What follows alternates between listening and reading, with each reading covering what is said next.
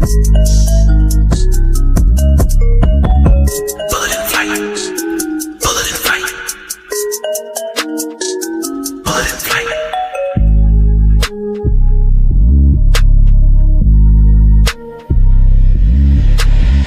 Bullet in flight. Bullet in flight. Bullet in flight. Bullet in flight. Bullet in flight. Bullet in flight.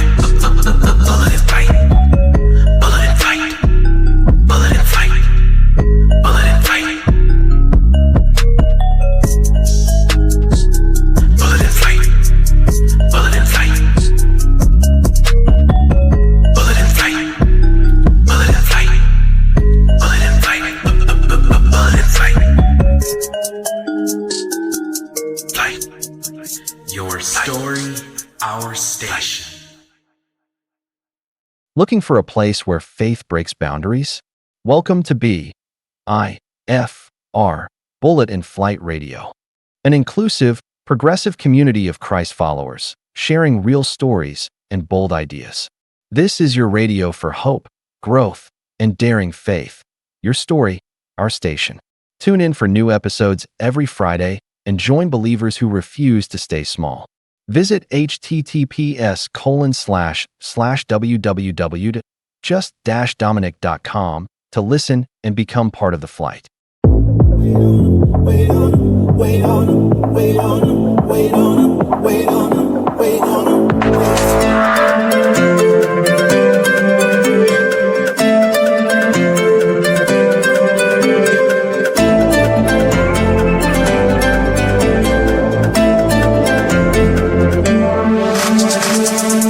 The voice of them that crieth in the wilderness, prepare a place for the Lord, make straight in the desert a highway for our merciful God. And wait on, all you gotta do is wait on, wait on, I said wait on the Lord.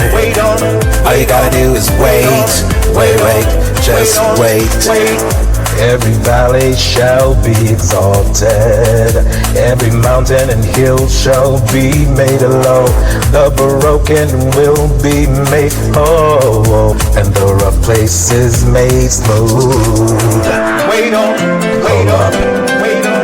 The name of the Lord is a strong tower. They that run in will be safe. Call on him. Wait.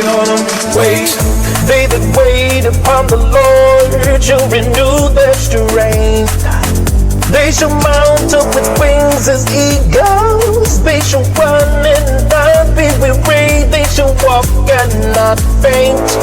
Wait on them. Just a light, a tree planted by the rivers of living water. Wait, come on, wait on them. Come on, hold up and wait. Wait on them. Be of good cheer. Hold up and wait on them. Wait.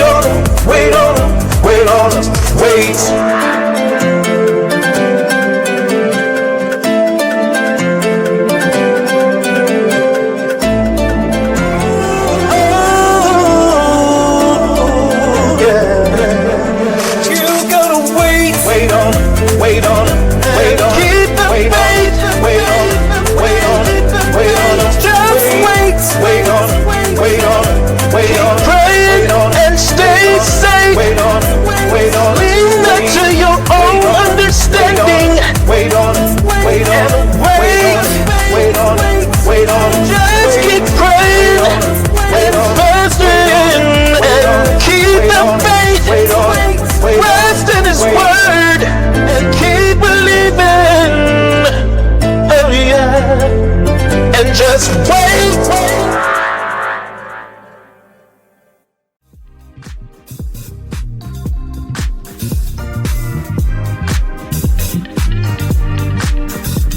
What's going on, everybody? It's your boy Daryl, the melanated one, from the Daryl Walter Show on Bullet in Flight Radio. Your story, our station, the best progressive Christian network in the world. I'll see y'all soon. All right.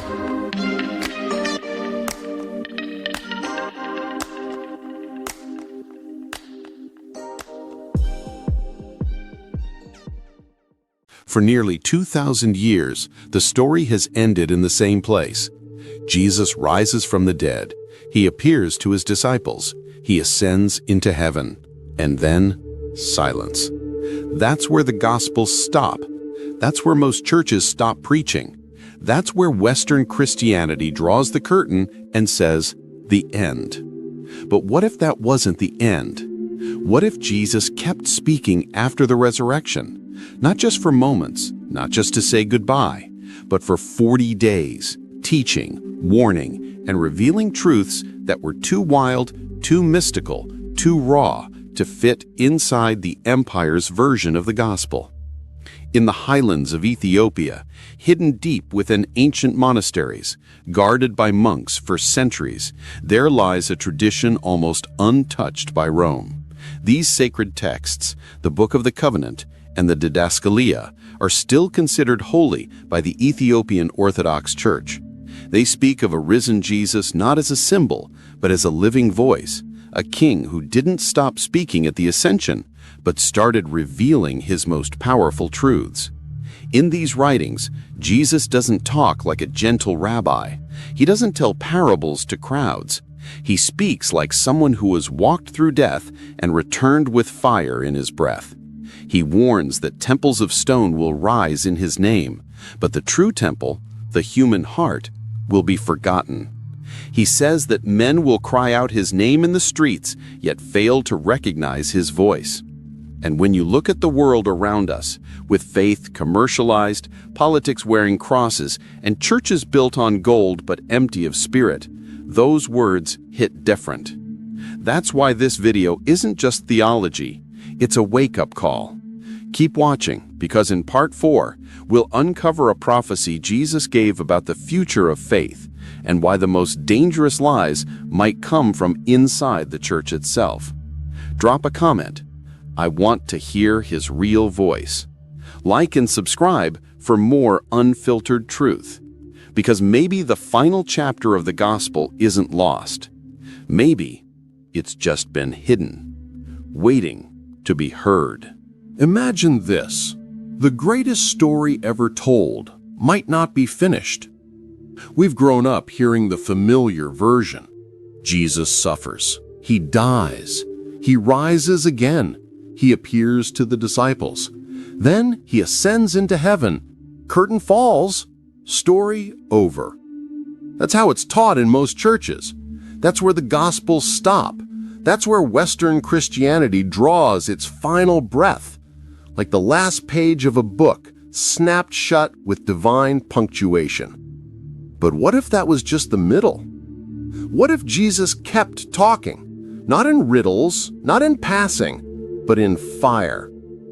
In the quiet, mist-covered mountains of Ethiopia, far from Rome's reach and untouched by centuries of European theological editing, ancient manuscripts whisper of a continuation.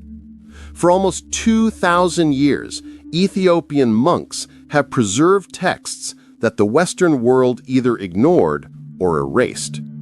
These aren't apocryphal footnotes. These are books still held sacred by the Ethiopian Orthodox Church, the Book of the Covenant and the Didaskalia. And they contain something extraordinary, the words of Jesus spoken after the resurrection. Not a few casual post-resurrection cameos, not a couple of cryptic sayings, but a 40-day revelation. 40 days where Jesus, the risen Christ, not the broken man on the cross, but the triumphant King of heaven and earth, continues to teach. He reveals visions of the spirit world. He gives commands to his followers. He warns of what is to come, not just for the early church, but for the future of humanity.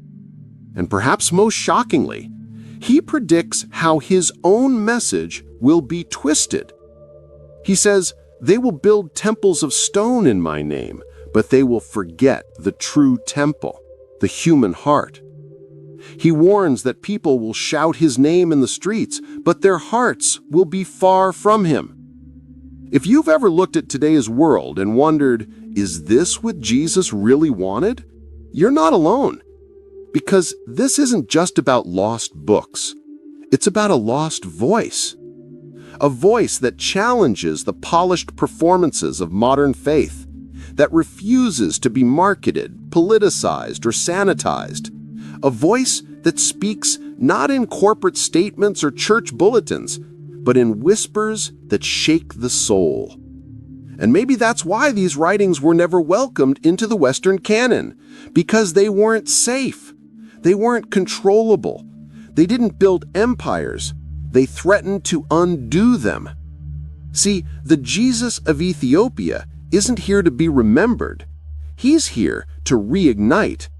He doesn't ask for Sunday mornings and silent nods. He asks for a fire that consumes the whole life. And that's just the beginning. We all have an image of Jesus. For some, he's the gentle rabbi, sandals, soft words, sitting among wildflowers, telling stories about mustard seeds and lost sheep.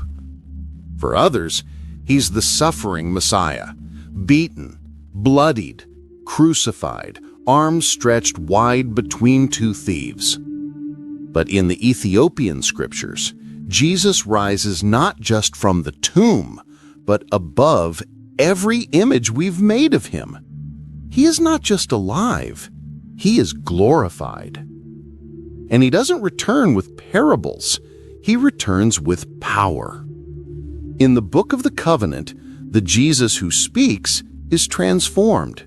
He walks no longer as a man bound by flesh, but as a cosmic king, revealing truths about the spirit world, the nature of the soul, and the invisible war unfolding within each of us. He says things that sound more like a prophet than a pastor, more like a storm than a sermon. He speaks of fire, not fire of destruction, but of purification, a fire that burns away illusion and exposes the truth of the human heart. He warns his disciples, "Even my words will one day be twisted. They will build temples in my name, but leave behind the temple I came to restore, the living soul." He doesn't mince words.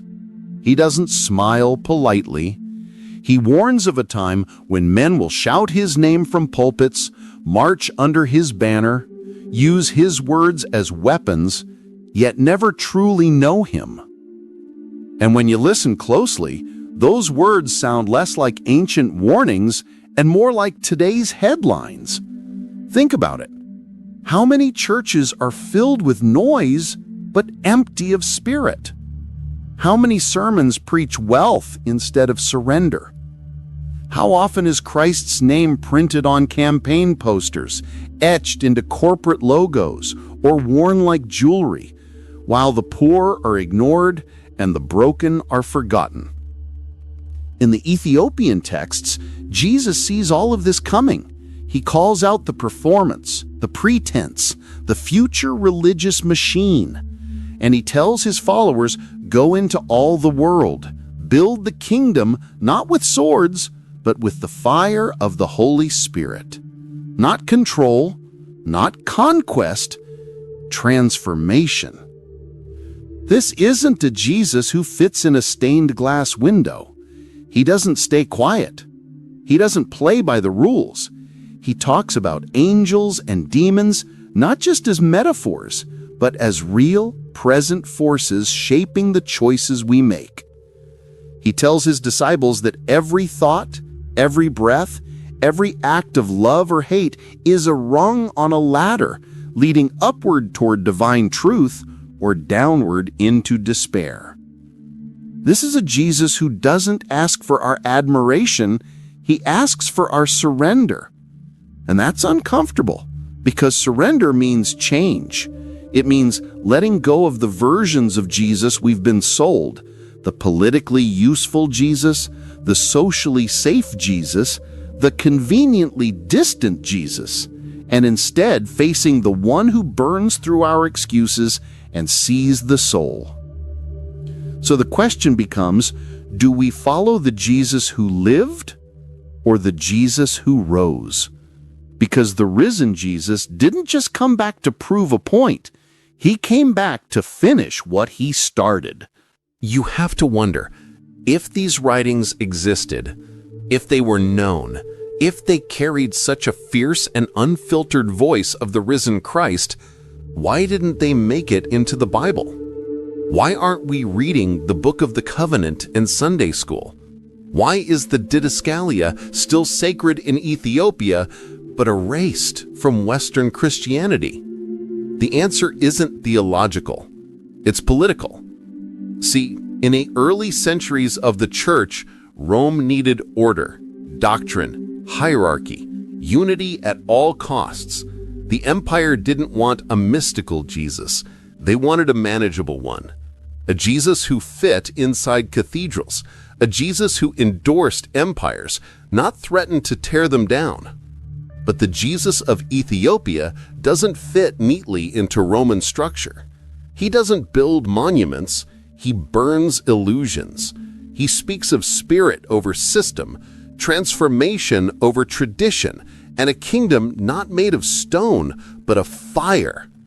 And that kind of message, that kind of Jesus, it was dangerous. To Rome, it was chaos. Because how do you govern people who believe their heart is the true temple? How do you control a movement that doesn't need gold, rituals, or political validation, just fire and surrender? You silence it. You canonize what's safe. You marginalize what's wild. You tell the world that the gospel ended with the ascension. And you don't mention that Jesus might have kept speaking for 40 more days. Because yes, that's what the Ethiopian texts claim. That Jesus continued teaching, not just briefly, but intensely, for 40 full days after the resurrection. Not hidden, not symbolic, 40 days of divine disclosure. And in those days, he unveiled something extraordinary, what the texts call the heavenly scrolls, a kind of spiritual blueprint, a revelation of how every choice, every word, every breath builds a path, upward or downward. He told his followers, every thought builds a ladder to heaven or to the pit. That's not just poetry, that's accountability. It means salvation isn't just belief, it's motion, direction, momentum, a life in alignment with divine rhythm. And if that's true, if the gospel didn't end with belief, but begins with transformation, then the version of Christianity we know today might be missing its final chapter. A chapter about a Jesus who wasn't finished. A chapter about a kingdom that doesn't wait for death, but demands life. A chapter that says heaven isn't just where you go, it's what you build. With every heartbeat, every act of mercy, every breath that resists darkness. And maybe that's why these words were buried. Because you can't build an empire on personal surrender. You can't institutionalize a fire. So instead of preserving this Jesus, the West preserved power. And in doing so, maybe we silenced the very voice that came back from the grave to speak again. Not all lies come from outside the church. Some of the most dangerous ones wear white robes and speak fluent scripture.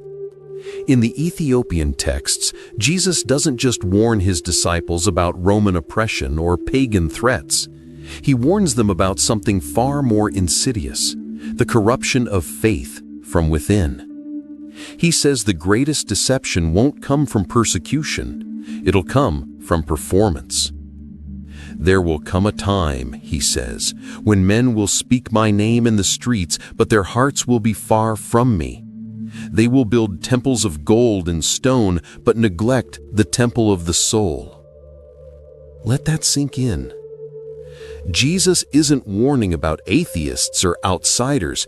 He's talking about those who claim his name loudly, proudly, publicly, but who have lost the fire. They've turned relationship into ritual. They've traded repentance for performance. They wear faith like a costume. And the scary part is, it works, because our world rewards the appearance of holiness more than its substance.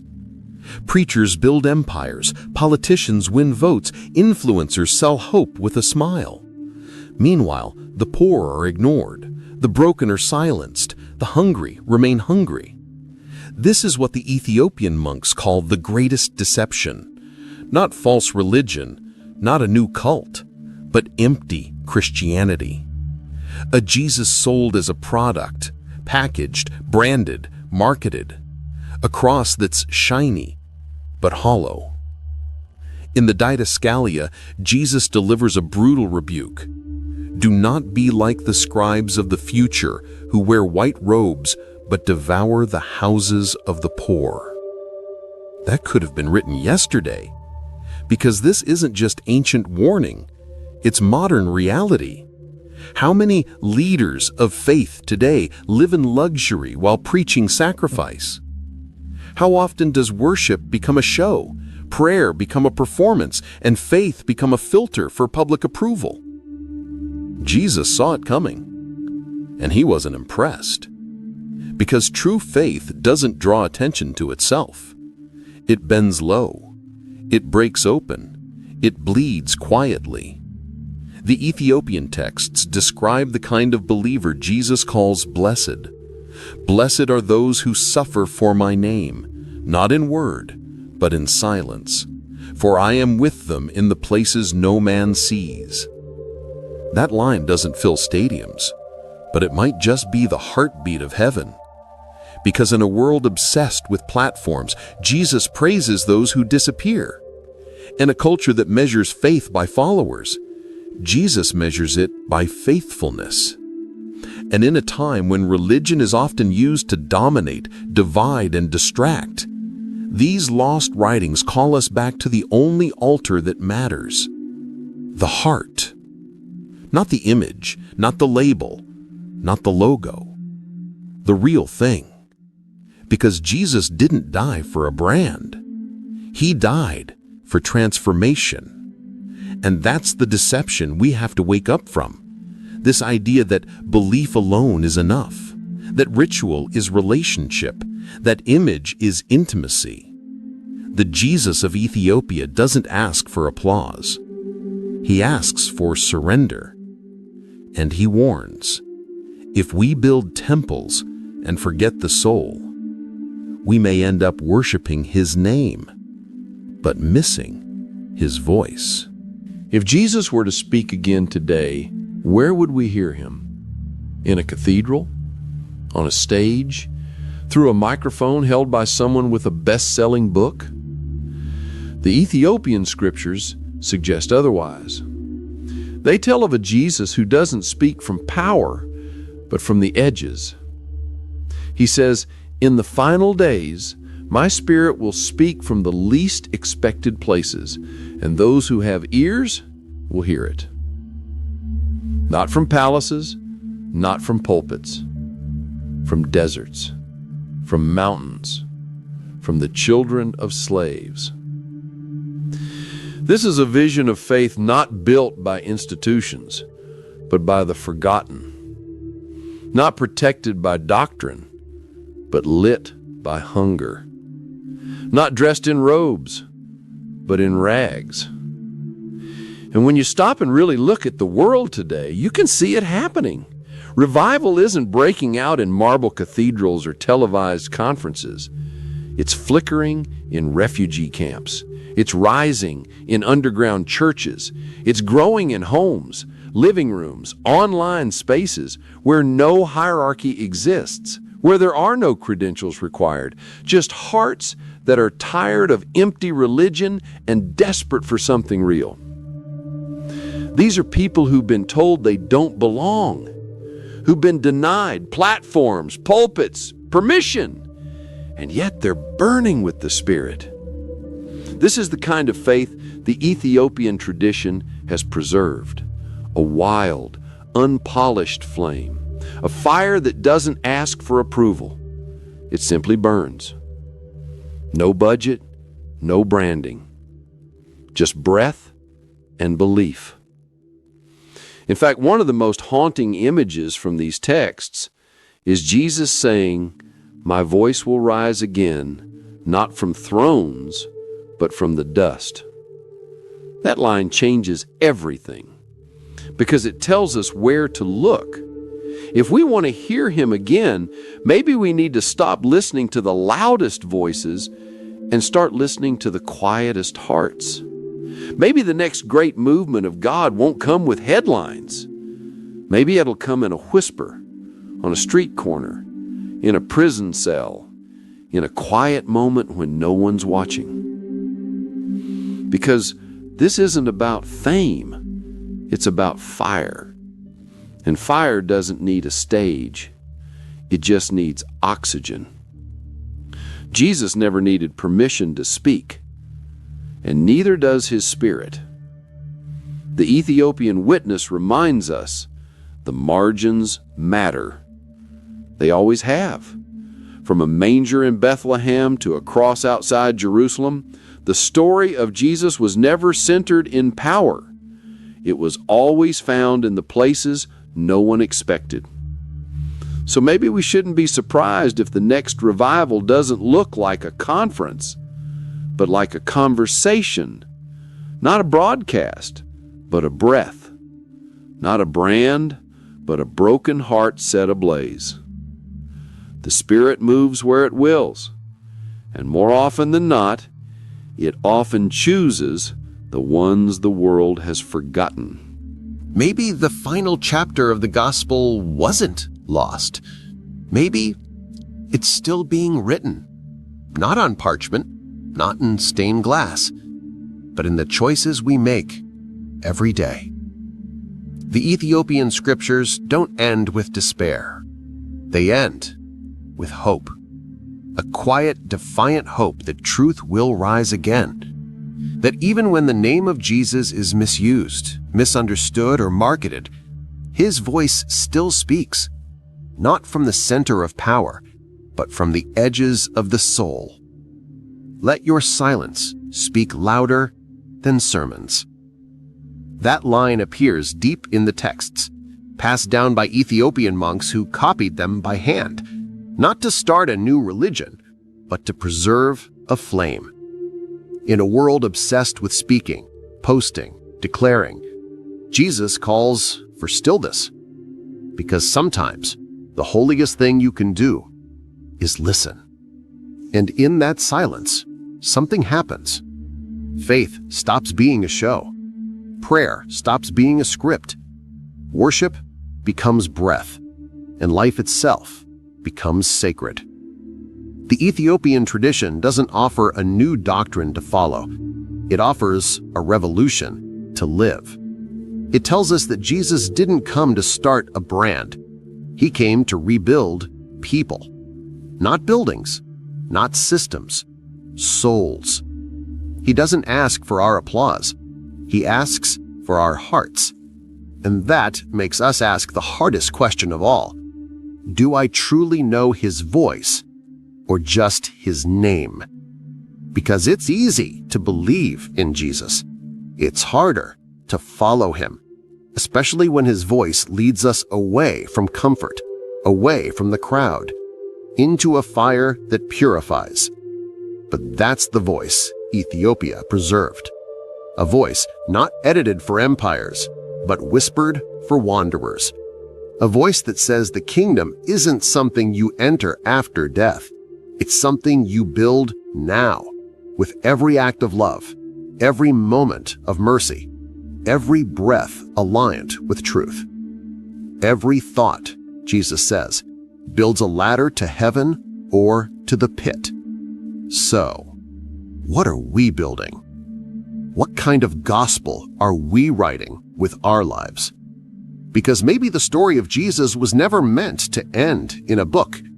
Maybe it was meant to live on in you. Every choice, every sacrifice, every step toward light. You are the continuation. You are the unwritten chapter. And the question isn't whether these Ethiopian texts are real. The question is, are you ready to live like they are.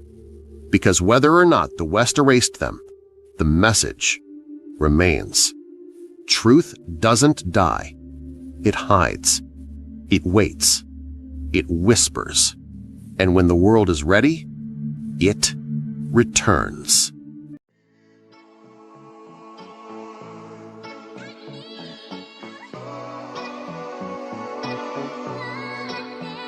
Hello everyone, this is Walt B. right here on Bullet in Flight Radio. Your story, our station, the best progressive Christian network in the world.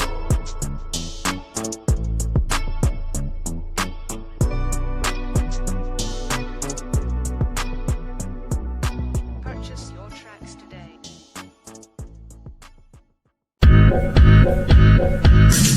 It has come to a time when good things in life get difficult to see.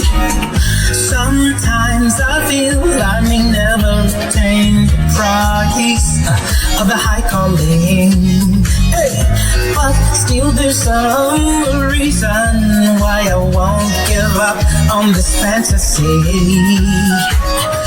It's because of you, my love, I have faith.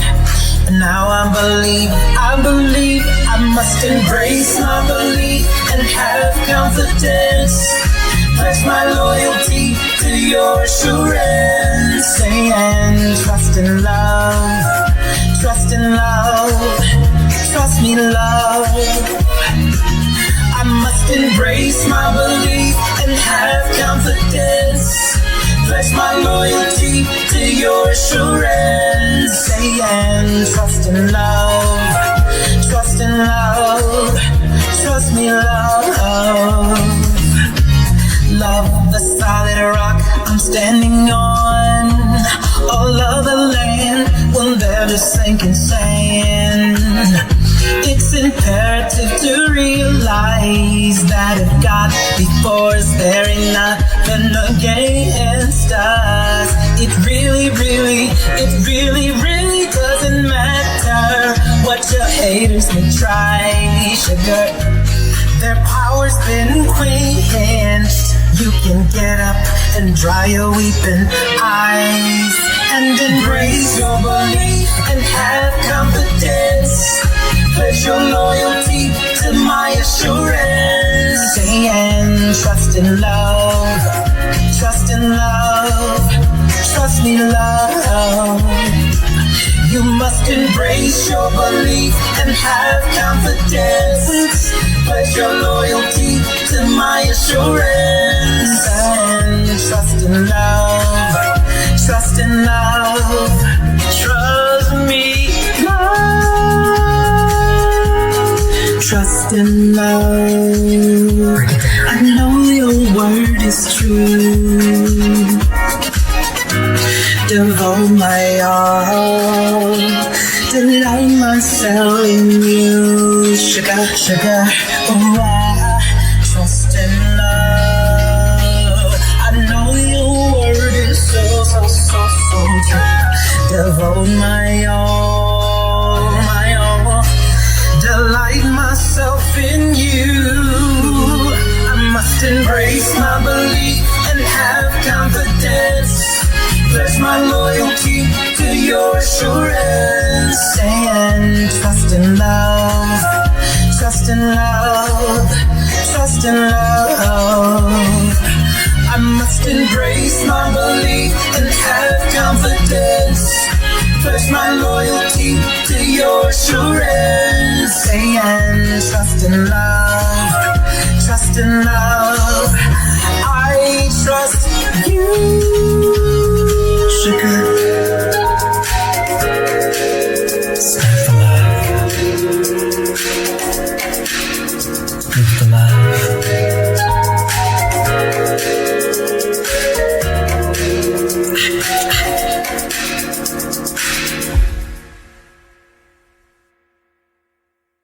Looking for a place where faith breaks boundaries? Welcome to BIFR, Bullet in Flight Radio. An inclusive, progressive community of Christ followers, sharing real stories and bold ideas. This is your radio for hope, growth, and daring faith. Your story, our station. Tune in for new episodes every Friday and join believers who refuse to stay small.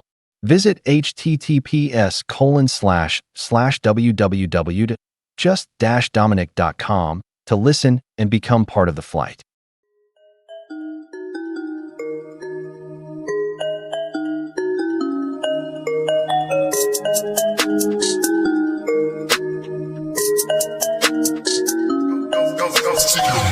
Bullet in flight. Bullet in flight. Bullet in flight. Bullet in flight. Bullet in flight. Bullet in flight. Bullet in flight. Bullet in flight.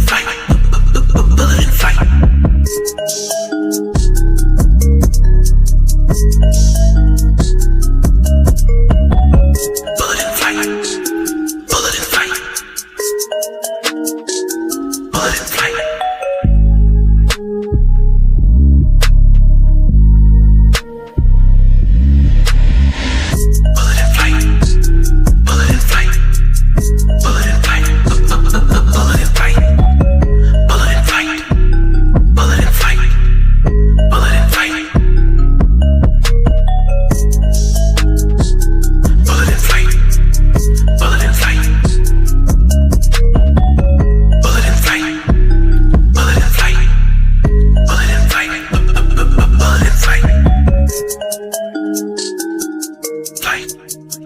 Your story, our station.